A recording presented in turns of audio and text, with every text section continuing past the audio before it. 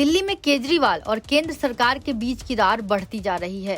Supreme court की संविधान पीठ ने अधिकारियों के ट्रांसफर पोस्टिंग का अधिकार केजरीवाल सरकार को दिया, तो केंद्र ने अध्यादेश लाकर अदालत के फैसले को पलट दिया, जिसके बाद एक बार फिर दिल्ली के बॉस उपराज्यपाल बन गए हैं।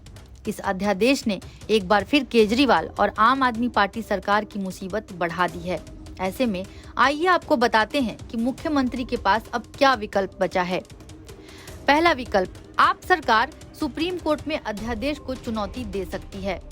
दिल्ली सरकार ने कहा है कि वो इस अध्यादेश को सुप्रीम कोर्ट में चुनौती देगी, लेकिन सवाल ये है कि क्या यह संभव है, क्योंकि अध्यादेश तो राष्ट्रपति जारी करते हैं और क्या राष्ट्रपति के आदेश को कोर्ट में चुनौती दी जा सकती है?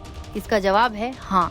दरअसल 1970 में आरसी कपूर बनाम भारत संघ मामले में सुप्रीम कोर्ट ने फैसला सुनाते हुए कहा था कि राष्ट्रपति के निर्णय को चुनौती दी जा सकती है। इस मामले में संविधान बेंच बनाए या नहीं, यह तय करने का अधिकार चीफ जस्टिस के पास होता है।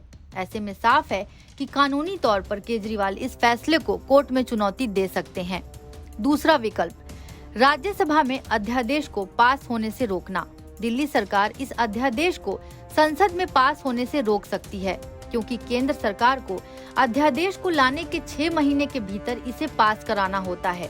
लेकिन लोकसभा में एनडीए के पास बहुमत है, पर राज्यसभा में एनडीए के पास बहुमत नहीं है। ऐसे में केजरीवाल इसे वहां रोक सकते हैं और इसीलिए वो विपक्षी दलों से समर्थन जुटाने की कोशिश में लगे हुए हैं। आइए आपको आंकड़ों के जरिए समझाते हैं कि राज्यसभा की क्या स्थिति है। राज्यसभा में कुल सांसदों की संख्या 250 होती है, जिसमें से अभी केवल 238 सदस्य हैं। बीजेपी 93 सांसदों के साथ सबसे बड़ी पार्टी है।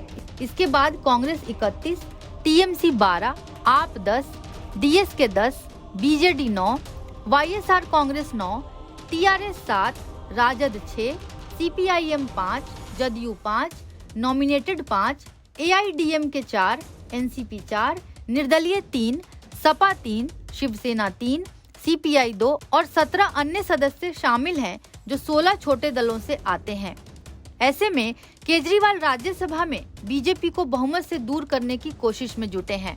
दरअसल राज्यसभा में बीजेपी गठबंधन के पास अभी फिलहाल 110 सीट हैं। उम्मीद है कि 2 मनोनीत सदस्य की खाली सीट अध्यादेश पर वोटिंग कराने से पहले भर जाएगी, जिसके बाद एनडीए के 112 सदस्य हो जाएंगे। राज्यसभा में बहुमत के लिए 120 सदस्य चाहिए होते हैं, यानी एनडीए को 8 सदस्य और चाहिए, जिसके लिए बीजेपी नवीन पटनायक और जगन मोहन रेड्डी से संपर्क कर सकती है। ऐसे में केजरीवाल को किसी भी कीमत पर विपक्षी दलों को एकजुट करना होगा, तभी इस अध्यादेश को पास होने से रोका जा सकता है। दूसरी ओर केजरीवाल ने कहा है कि मैं देश भर में निकल रहा हूं दिल्ली के लोगों के हक के लिए। सुप्रीम कोर्ट ने बरसों बाद आदेश पारित करके दिल्ली के लोगों के साथ न्याय किया, उन्हें उनके हक दिए, लेकिन केंद्र सरकार ने अध्यादेश लाकर वो सारे हक वापस छीन लिए।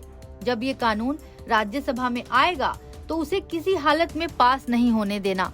सभी राजनीतिक दलों के अध्यक्षों से मिलकर उनका साथ मांगूंगा। हालांकि केजरीवाल इसमें कितना सफल होंगे ये देखना दिलचस्प होगा, क्योंकि कांग्रेस सहित कई विपक्षी दल ऐसे हैं जो लगातार आप से दूरी बनाए हुए हैं, जो केजरीवाल के लिए बड़ी मुसीबत हो सकते हैं। एनबीटी ऑनलाइन की रिपोर्ट।